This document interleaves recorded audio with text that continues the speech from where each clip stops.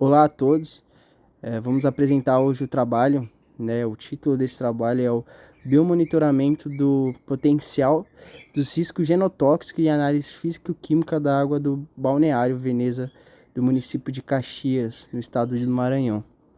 Esse trabalho, ele tem eu, Gustavo Xeres Andrade, a Isabela Lohane Xeres da Silva e a Monize dos Santos Aguiar como integrantes. Então, vamos estar falando um pouquinho hoje sobre esse trabalho. Os autores que escreveram esse trabalho são Jesuíta dos Santos Freitas Viana, formada na Universidade Federal do Maranhão, graduada em licenciatura plena em Ciências Biológicas e graduada em Engenharia Agrônoma. E Manuel Vitor Rocha da Silva, graduado em Ciências Biológicas, licenciatura Química e Biologia pela Universidade Estadual do Maranhão, Caxias. Agora começamos com uma breve introdução. Os fatores urbanos, tais como poluição industrial e domésticas, elevam gradualmente o impacto ambiental e, por sua vez, acabam por comprometer a qualidade de recursos hídricos. Muitos poluentes no meio ambiente, como as substâncias ou materiais para os quais a água pode ser a principal via de transporte, em um estado ecológico poluído ou contaminado, ela pode representar problemas à saúde.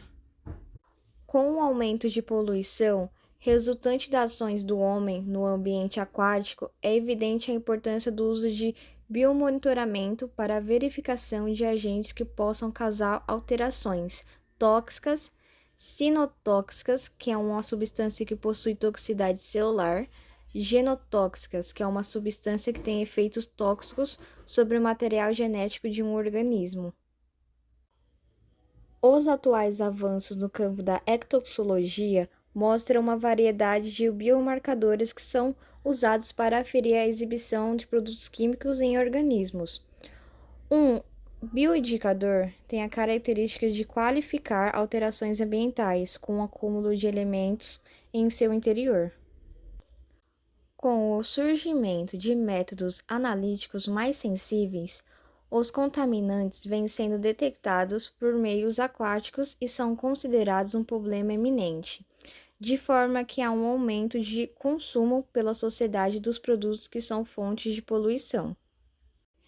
Dentre os vegetais mais utilizados como bioindicador está a Tradescantia pálida purpúrea. A morfologia e fisiologia da Tradescantia pálida purpúrea garante o maior aproveitamento para análise da toxicidade das suas estruturas, verificando com mais rapidez e facilidade as alterações que os agentes mutagênicos causam em seu organismo. Esses agentes mutagênicos geralmente são provenientes de elementos físicos e químicos que podem alterar o código genético do organismo. Como método, né, eles utilizaram uma abordagem experimental, que de acordo com o Ferreira 2005, essa é um tipo de realização de pesquisa importante para entender os fenômenos, né, que ocorrem ali no meio ambiente. Para quem não sabe, o Balneário Veneza é um lago artificial, que hoje está localizado em uma área urbana na cidade de Caxias, no estado do Maranhão. É um local popular pelos banhistas tanto da região quanto por áreas circunvizinhas ali. 5 pontos foram selecionados, né, no balneário para fazer essas amostras dessas águas, né, e eles levaram em consideração a intensidade de banhista e a ausência de banhista também. As amostras foram coletadas nesses 5 pontos, que foram então identificados como P1, P2, P3, P4 e P5. Abrange uma ampla margem da lagoa. E as amostras das águas foram coletadas em frasco com volume de 1.200 ml. E cada frasco foi identificado com uma ficha contendo as informações do coletor, a fonte e descrição da amostra. Após isso, eles levaram então para o laboratório que fica lá na SAI, Serviço Autônomo de Água de Esgoto, da cidade de Caxias, Maranhão, para monitorar essa qualidade dessa água. Então foram realizadas análises físico-químicas dos seguintes parâmetros: turbidez, a cor, o pH, o cloro, os fluoretos, alcalinidade total, CO2, dureza, cloreto, alumínio, ferro, amônia, nitrato, nitrito, sulfato, manguenes, sulfeto, sulfactantes, fenol, zinco, cromo, cobre e condutividade. Essa é uma imagem, então, desse laboratório, a SAI, né? Que eu peguei na internet e coloquei, e ali está a fonte para conseguir acessar essa imagem.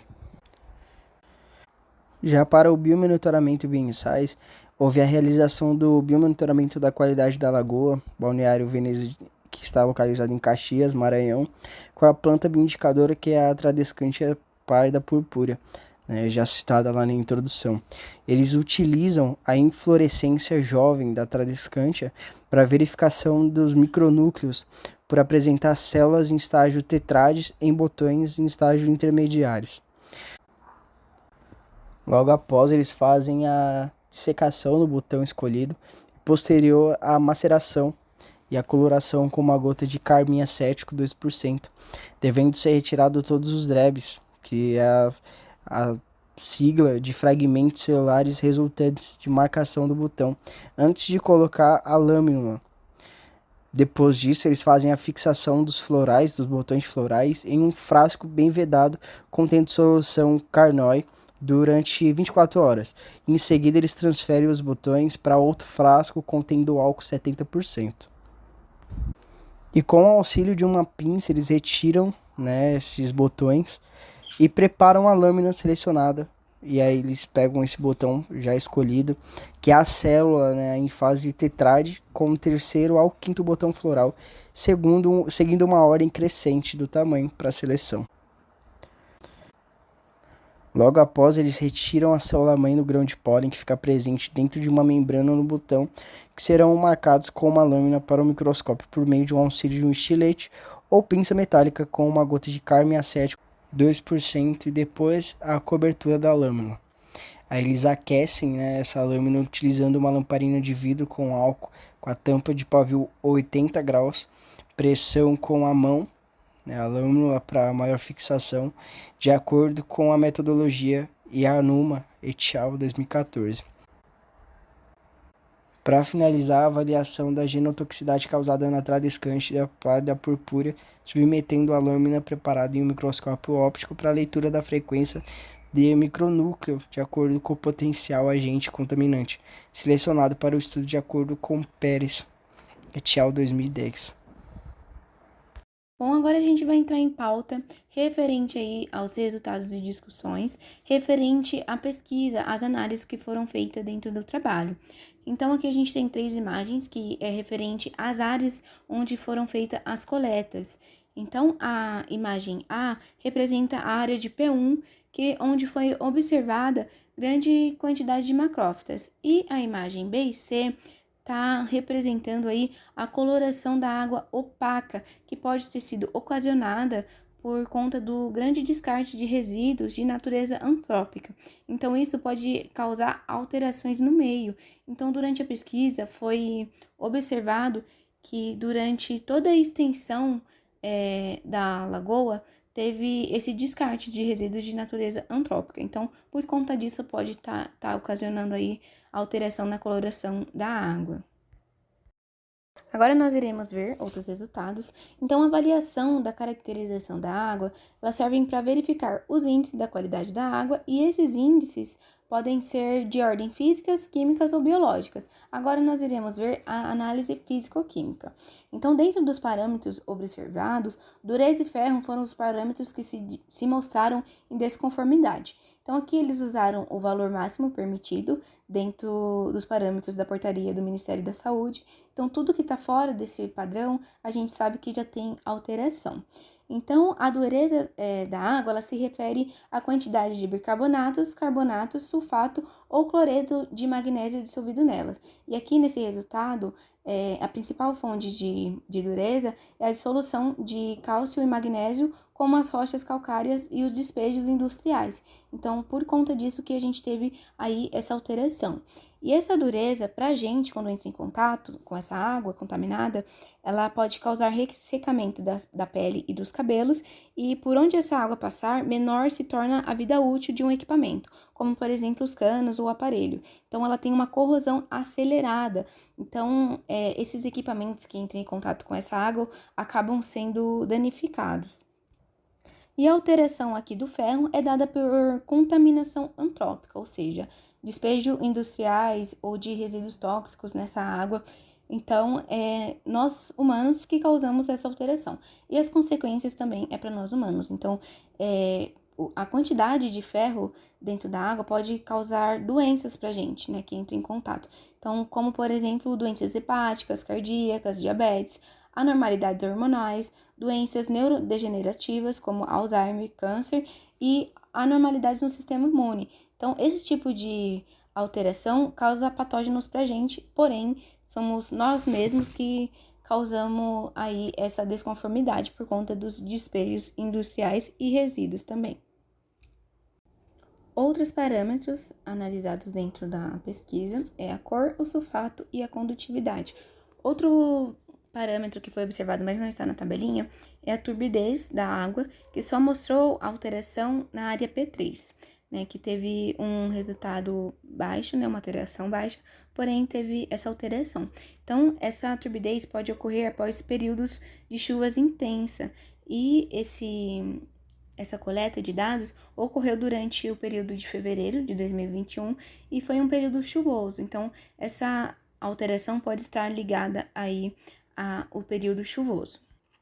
A cor também teve um pouco de alteração, que pode estar sido influenciada por conta do carreamento de sólidos dissolvidos na água, e pode ter ocorrido lavagem do solo, e isso influencia na transparência da água. Então, o que essa água carrega, né, os sólidos dissolvidos nela por conta de lavagem de solo, pode ter influenciado aí na transparência da água e ter dado essa alteração. Então, o sulfato também é presente nas alterações que a gente observa, não é tóxico para a gente. Então, não teve aí muita alteração. E a condutividade é um parâmetro que destaca mudanças no arranjo da água. Então, ela mostra para a gente também referente aí à qualidade da água. Porém, ela não observa outros indicadores, outros parâmetros. Então, ela só mostra características corrosivas da água. Agora, nós iremos ver os resultados da análise genotóxica. Então, só explicando brevemente, genotoxicidade é a capacidade de algumas substâncias que tem de induzir alteração no material genético dos organismos que foram expostos a ela. Então, a análise genotóxica, ela detecta mutações gênicas e cromossômicas. Então, foi o teste que foi realizado dentro dessa pesquisa. Então, as inflorescências escolhidas, que são essas estruturas da foto, elas foram submetidas ao processo de intoxicação nas águas que foram coletadas.